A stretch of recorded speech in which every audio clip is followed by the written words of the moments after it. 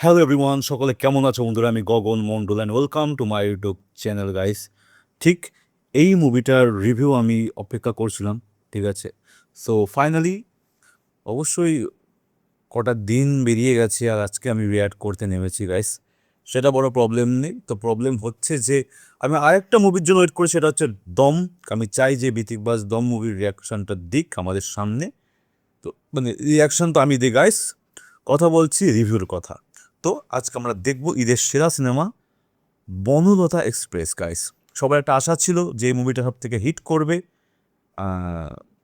Maybe হয়তো অনেকে নাখুশ হতে পারে আমার সাথে ব্যাপারটা, বাট আমার সত্যি কথা বলতে আমি হয়তো এই মুভিটার প্রতি এক্সপেকটেশন আমার বাকি মুভির থেকে বেশি ছিল, কারণ আমি যে সমস্ত সিন দেখেছি ট্রেলার বা টিজারে গাইস, আমি মনের দিক থেকে একটা দিকে আমি ফুললি ক্লিয়ার যে মুভিটা দারুণ একটা খাঁটি বাংলাদেশি গল্প নিয়ে যে নাট্যশিল্প বা যাই বলো না কেন তোমরা, সেই হিসেবে মুভিটা হচ্ছে। তো আজকে বিতিক ভাইয়ের মুখ থেকে আমরা শুনবো যে অ্যাকচুয়ালি কি আছে মুভিটাই গাইস। তো শুরু করে যাক, লেটস গো, চলো।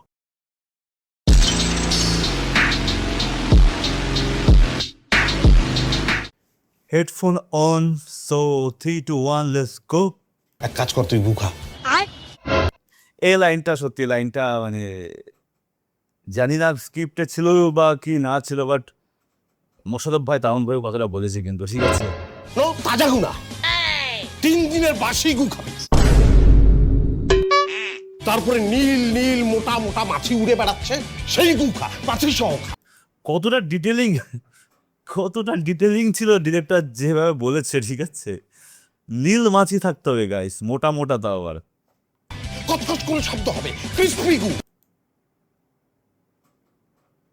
খা। ছলো ছলো নয়নে দেখে আসলাম এবারের ঈদের best film. Yes, you heard it right, এবারের ঈদের সেরা সিনেমা। ইয়েস, 100% খাঁটি বাংলাদেশ চাইছে। Banalata express, produced by Buriganga talkies, coproduced by Hoichoi studios. একটি ফ্যামিলি সিনেমার পারফেক্ট কম্বো প্যাকেজ। পরিবারের সাথে এনজয় করার মতো একটা সিনেমা। এই সিনেমাটিতে রয়েছে এক গাদা স্টার কাস্ট, এক গাদা আইকনিক সং, এক গাদা ইমোশন, আর অনেক অনেক বিনোদন। আমাকে কোলে তুলে নেন, ওর ছোট ভাই হিসাবে। সিনেমাটি শুরু থেকে শেষ পর্যন্ত আপনাকে হাসাবে। কি আমার কথা বিশ্বাস হচ্ছে না? তাহলে হলে দর্শকের রিয়াকশনটা শুনেন। আসলে খাচ্ছি তো ব্লেন্ডেড হুইস্কি। একটু পরপরই এভাবে হাসছিল হলের দর্শকরা।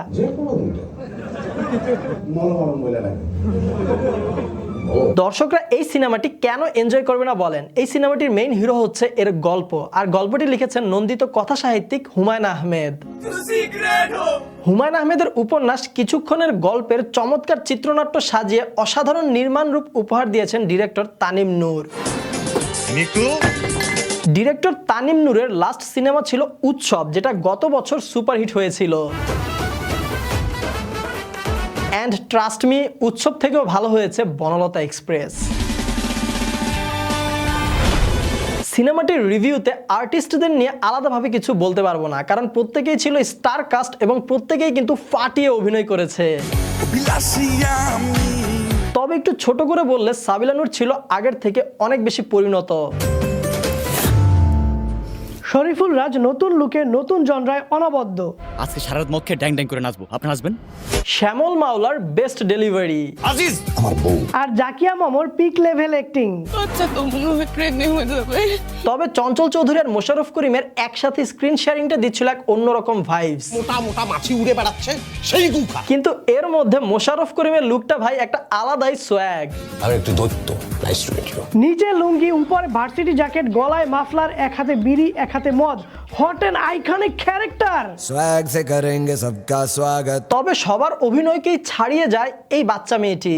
ওর অ্যাক্টিং জাস্ট মুগ্ধ করছে আমাকে, টু গুড। আর বলতে পারেন সিনেমার গল্পে এক্সট্রা স্পাইস দিচ্ছিল এই ক্যারেক্টারটা। এছাড়াও আরো একগাদা চরিত্র রয়েছে সম্পূর্ণ সিনেমা জুড়ে, বাট দ্য ফ্যাক্ট ইজ কোনো ক্যারেক্টারই কিন্তু অযথা না। প্রত্যেকটা ক্যারেক্টারই কিন্তু গল্পে ইম্পর্টেন্ট ভূমিকা রাখে। দেখা যাচ্ছে কোনো ক্যারেক্টার গল্পে হিউমর দিচ্ছে, তোমরা দুইজন কি হানিমুনে যাচ্ছ নাকি? আবার কোনো ক্যারেক্টার কমেডি দিচ্ছে, ট্রেন চলতেছে। আবার কোনো ক্যারেক্টার স্টোরি বিল্ড আপ করতেছে। আসলে সে একটা হার্ড বচ্চা। প্রত্যেকটা চরিত্রকেই সিনেমায় যথেষ্ট গুরুত্ব দেওয়া হয়েছে এবং স্পেসও দেওয়া হয়েছে। এর ফলে সবাই কিন্তু সমানভাবে মাতিয়ে রাখে। কোনো কম্প্যারিজন হবে না, সবার চরিত্রে খুবই ভালো ডেলিভার করেছে। এছাড়াও কোনো ক্যারেক্টার কিন্তু অসম্পূর্ণ ছিল না। মেইন লিড ক্যারেক্টারগুলোর অতীতে কি হয়েছিল, তারা বর্তমানে কেন এমন করছে এবং তাদের ভবিষ্যতে কি হয়েছে সবকিছু দিয়ে কিন্তু স্বয়ং সম্পূর্ণ করে দেওয়া হয় গল্প। আপনার পরিচয়? বাকের ভাই। পাশাপাশি এই সিনেমাটির গল্পের প্রতিটা বগির আলাদা আলাদা চরিত্রগুলোর গল্পগুলোকে কিন্তু একই সূত্রে এনে গেঁথে দেওয়া হয়। এটার গল্প এসে মিলে যাবে এক জায়গায়। এই জায়গায় একটি প্লট থেকে অন্য একটি প্লটে যাওয়ার ট্রানজিশনটা কিন্তু দারুণ ছিল। একটা প্লট শেষ হচ্ছে, আরেকটা প্লট শুরু হচ্ছে। এখন দুইটা প্লটের কাহিনী কিন্তু ভিন্ন, দুইটা চরিত্রের কাহিনী ভিন্ন, বাট একটা প্লট যখন শেষ হয় একটা চরিত্রের কাহিনী থেকে আরেকটা চরিত্রের কাহিনীতে যাচ্ছে। এই জায়গায় যে ট্রানজিশনটা ব্যবহার করা হয় চমৎকার ছিল। আমি বলে আপনাদেরকে বোঝাতে পারবো না, আপনারা সিনেমা হলে যখন সিনেমাটা উপভোগ করবেন তখন ট্রানজিশনটা ফিল করতে পারবেন। আর কর্মীর গায়ে হাত তোলার পরও এই ট্রেন চলতেছে। বনলতা এক্সপ্রেস সিনেমাটির ফার্স্ট হাফ ছিল ফুল কমেডি, বাট ইন্টারভাল আসার আগে লাস্ট 5 মিনিট ছিল জাস্ট মাইন্ড ব্লোয়িং। মানে লিটারেলি হলের দর্শকরা ওই 5 মিনিট দম ফাটায় হাসতেছিল। বললাম যে আসলে অসাধারণ একটা সিনেমা দেখলাম। আর সিনেমাটির সেকেন্ড হাফ ছিল ইমোশন আর কমেডি, এই দুইটার মিশ্রণ। সিনেমাটার ফার্স্ট হাফে সবাই ইচ্ছামতো বিনোদন দিলেও সিনেমাটার সেকেন্ড হাফে দেখা যায় যে একজনের থেকে আরেকজনের দুঃখের পাল্লা বেশি বড় হইতে থাকে। মানে লিটারেলি ভাই সবাই প্রতিযোগিতা লাগছিল যে কার দুঃখ থেকে কার দুঃখ বেশি। একজন যখন অন্যজনের কাছে যেত নিজের দুঃখের গল্প শোনাইতে, অন্যজন তখন তাকে তার নিজের দুঃখের উপন্যাস শোনায়া দিত। তাই বলে কবিতা লেখার জন্য তোমার মন্ত্রিত্ব চলে যাবে? তবে কষ্টের মধ্যেও কিছু আইকনিক ক্যারেক্টার আসে কেমিও নিয়ে, যেটা বেশ ভালো ছিল। সব কিছুর অভিজ্ঞতার দরকার আছে। আইকনিক ক্যারেক্টারের পাশাপাশি এই সিনেমাটিতে কিন্তু কিছু আইকনিক ডায়লগও শোনা যায়। আরে ভাই হুমায়ুন আহমেদের গল্প, হুমায়ুন আহমেদের কালজয়ী নাটকের যে আইকনিক ডায়লগগুলো আছে ওইগুলা বলবে না, সেটাও কি হয় নাকি? সিনেমাটির গানের কথা যদি বলি তাহলে ডিরেক্টর তানিম নূরের কাজে দেখা যায় লেজেন্ডারি গানগুলোকে রিমেক করতে। এই সিনেমাতেও কিন্তু তার ব্যতিক্রম হয়নি।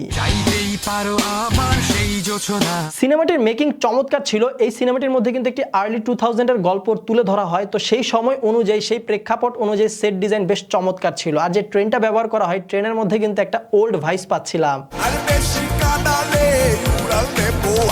সাথে সিনেমার কালার গ্রেডিং পারফেক্ট ব্যালেন্স ছিল। গ্রামের দাই মারে দিলে তখনই 3-3টা বাচ্চা ডেলিভারি করে দিত। সিনেমাটিতে কোনো ওভার অ্যাক্টিং নাই, গল্পে কেউ জোর করে হাসানোর জন্য ভাড়ামি করতেছে না, আছে শুধু পিওর এন্টারটেইনমেন্ট। তোমাদের যে ব্রেনের অবস্থা, দুইটার বেশি কথা তো মাথায় রাখতে পারবে না।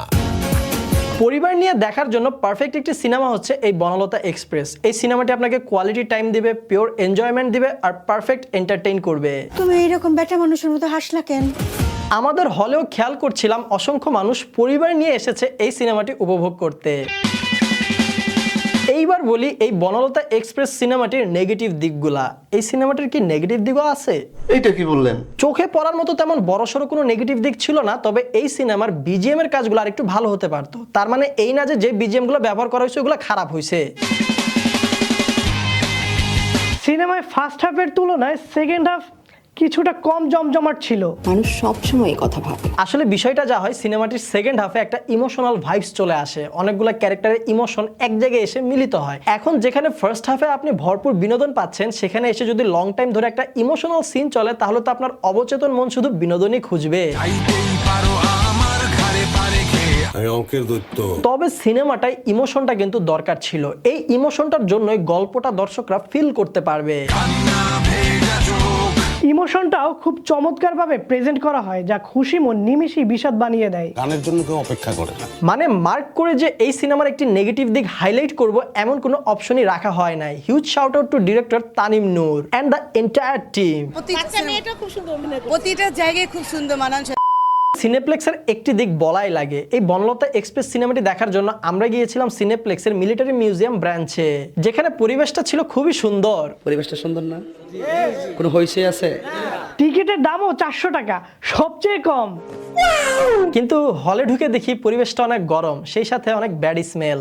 আহারে, কি কন? আর হলে ডিসপ্লে করুণ অবস্থা, প্রজেক্টরের জায়গায় জায়গায় ভাঁজ। ফিল্মটা উপভোগ করার রেশ এই ডিসপ্লে অর্ধেক কমায়া দিবে। কথা সত্য।